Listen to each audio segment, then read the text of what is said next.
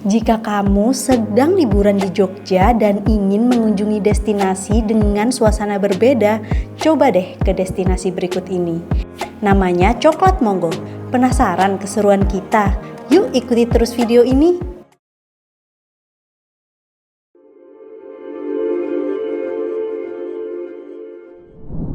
Halo Sobat The Phrase. Kali ini kita akan mengunjungi Coklat Monggo yang berada di Jalan Tugu Gentong, Sribitan, Bangunjiwo, Kecamatan Kasihan, Kabupaten Bantul. Tak hanya membeli produk, di sini Sobat The Phrase juga dapat mengunjungi museum dan pabrik coklatnya. Yuk ikuti kita menjelajahi Museum Coklat Monggo dengan pendampingan oleh tour guide. Di ruangan pertama, kita bisa mengetahui sejarah berdirinya Coklat Monggo.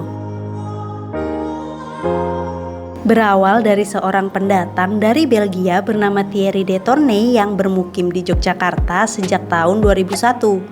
Ia merasa bahwa kualitas coklat Indonesia tidak seperti rasa coklat Belgia.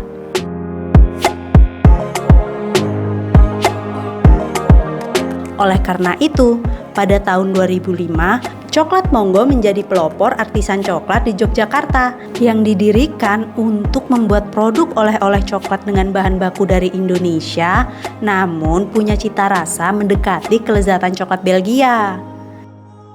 Di ruangan selanjutnya, kita bisa melihat produk-produk coklat dari berbagai daerah di Indonesia maupun negara-negara di dunia.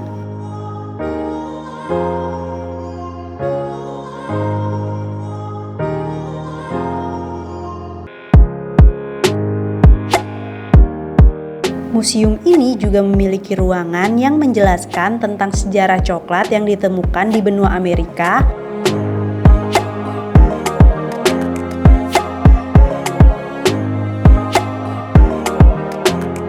masuknya coklat ke Asia, tepatnya ke Indonesia pada tahun 1560, sampai perkembangan coklat yang sudah beragam saat ini.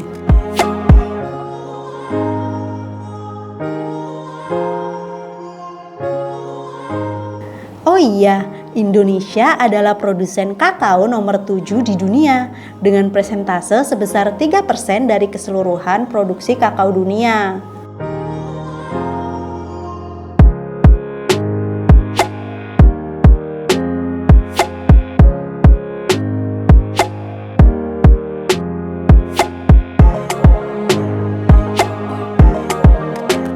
Pohon-pohon kakao setiap tahunnya menghasilkan 100.000 bunga, tetapi hanya 0,2% yang dapat menjadi buah.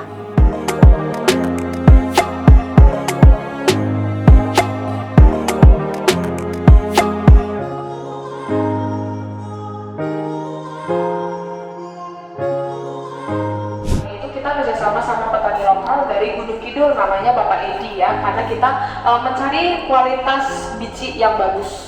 Nah, karena untuk bijian dari Gunung Kidul itu bagus dan kualitasnya juga oke, jadi kita kerjasama sama beliau gitu. Ada berapa petani? Sebelumnya kita kerjasama sama 2 petani, saya agak lupa namanya siapa aja, dari Kulon Progo dan dari Bantul juga. Tapi karena bijinya itu sudah mulai kurang oke, kurang baik ya, jadi kita mencari petani lokal dari Gunung Kidul. Sebenarnya terpengaruh dari musim juga. Musim hujan kan kemarin waktu Desember juga curah hujannya cukup tinggi ya Bapak ya. Dan buahnya itu lebih cepat busuk karena hujan tadi, karena kebanyakan air, mineralnya itu terlalu banyak gitu. Kadang enggak, jadi kita kadang suka beli dari petani lain juga selain dari mereka gitu. Kalau misalkan emang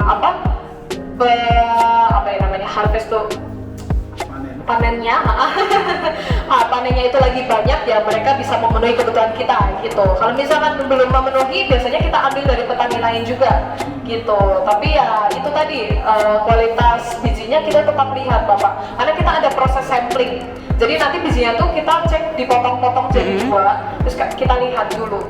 Jadi cuma satu karung kita ambil beberapa, terus di sampling. Kalau misalkan jelek, ada jamurnya, kita balikin lagi, kita cari lagi gitu. Iya, jadi pokoknya kita pakai yang berkualitas tinggi bijinya. Kalau jelek kita nggak pakai.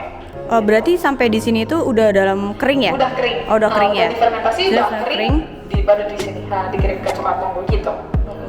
Jadi kita nggak fermentasi sama pengeringan ya, gitu. Jadi kita cuma dikasih tahu kalau perharinya itu mereka bisa menghasilkan 300 kg coklat atau 11.000 produk dalam satu hari. Dalam satu hari. Dalam satu hari, gitu.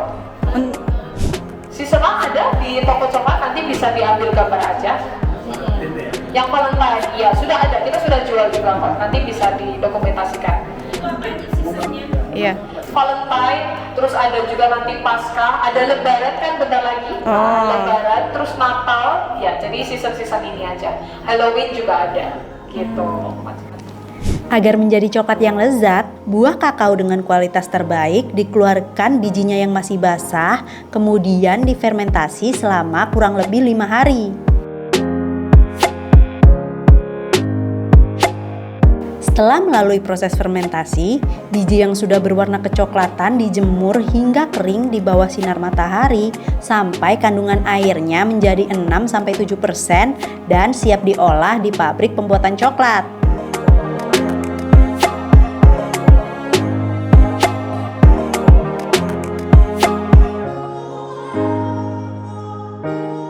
Sekarang kita akan melihat pabrik pembuatan coklat. Biji yang sudah diterima dari petani lokal akan dipilah berdasarkan ukurannya. Setelah proses pemilahan biji, selanjutnya masuk ke proses sangrai dengan lama waktu sangrai tergantung jenis dan ukuran biji kakao.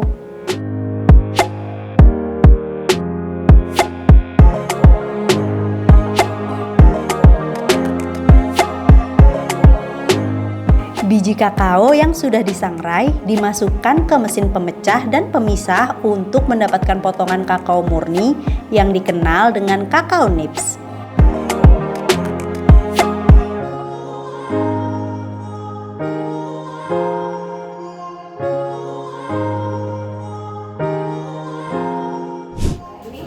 Contohnya seperti ini. Ini yang sudah selesai dimasak. Nanti untuk mesin cracker in winowernya nanti akan memecah bijinya seperti ini. Nah, nanti yang diambil itu adalah dalamnya, ini nibsnya. Kita pakai kulitnya untuk kompos, nibsnya kita gunakan untuk bikin coklat.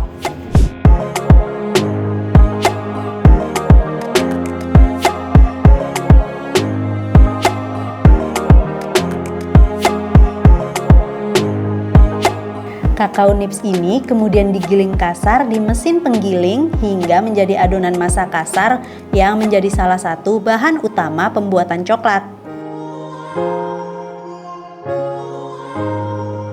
Proses selanjutnya, adonan massa kasar dicampur dengan mentega, kakao, dan gula kemudian digiling sampai semuanya tercampur menjadi satu. Hasil dari proses penggilingan ini sudah bisa disebut coklat. Selanjutnya masuk ke proses koncing, yaitu pengadukan adonan coklat dengan gerakan yang konstan sambil dialiri oleh udara panas. Proses inilah yang menciptakan karakteristik rasa dan aroma dari coklat. Waktu yang dibutuhkan untuk proses koncing 12 hingga 72 jam. Cukup lama ya. Setelah proses ini, coklat perlu disimpan dalam penyimpanan dengan kondisi yang baik selama beberapa minggu untuk meningkatkan rasa dan aromanya. Coklat yang sudah disimpan kemudian masuk proses tempering. Proses ini sangat penting untuk memastikan mentega kakao di dalam coklat tercampur, sehingga saat dicetak dapat mempertahankan bentuk, warna, dan tekstur.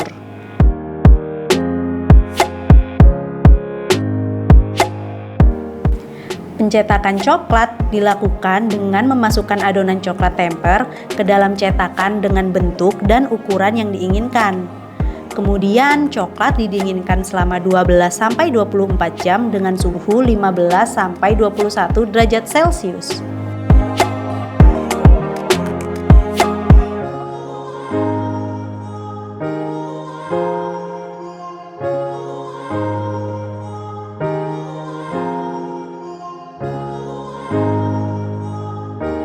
Tahap terakhir adalah pengemasan yang terbagi menjadi dua, yaitu primer menggunakan aluminium foil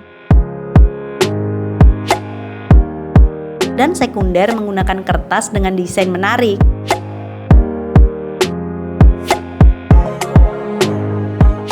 Untuk menjaga kualitasnya, coklat perlu disimpan di tempat yang kering dan sejuk.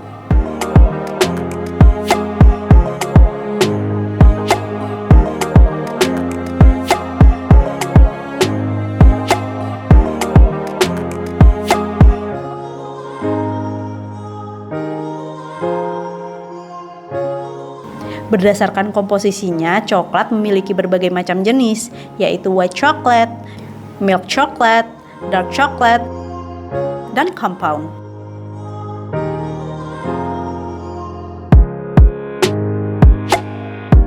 Beralih ke ruangan terakhir, di sini kita bisa melihat perjalanan Mr. Thierry dalam membangun brand coklat Mongo yang dikemas dalam bentuk komik.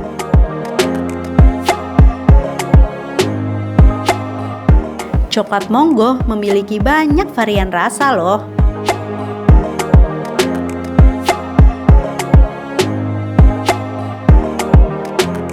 Variannya itu kita untuk yang tablet ada 23 kurang lebihnya. Kalau yang ini, yang bar itu ada 18.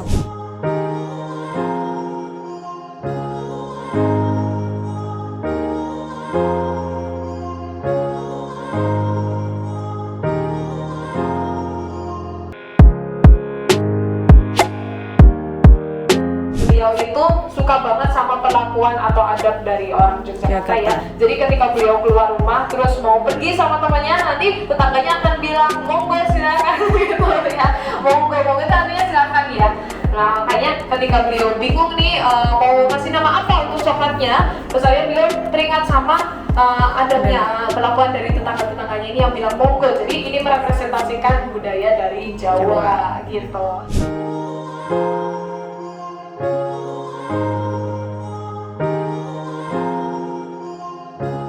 Sobat The Fresh bisa membeli beragam varian coklat Mongo di toko yang tepat berada di depan bangunan museumnya.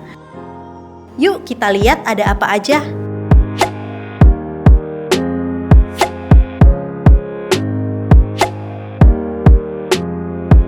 Sebelum membeli, kita juga bisa mencoba tester beberapa coklat yang sudah disediakan. Harga produk coklat di sini mulai dari 30.000 hingga 1 juta untuk hampers coklat.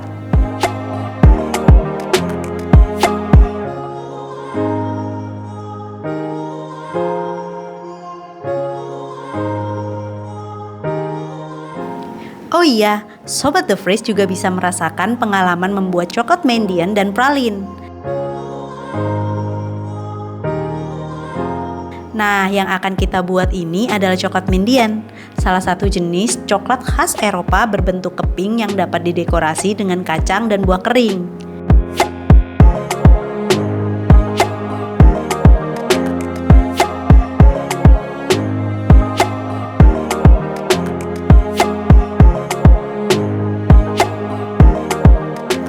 Untuk merasakan pengalaman membuat coklat ini, kita harus membayar biaya tambahan sebesar 20.000 untuk coklat mendian dan 50.000 untuk coklat pralin.